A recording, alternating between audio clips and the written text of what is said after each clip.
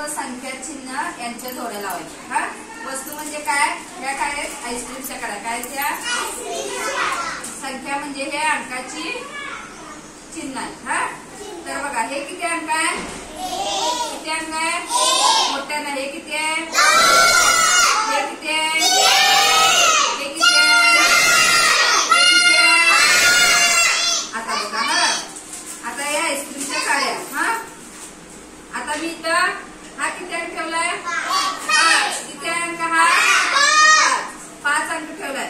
तर 5 काड्या लावायचं, मोजायचं. हा म्हणा 1 2 3 4 5.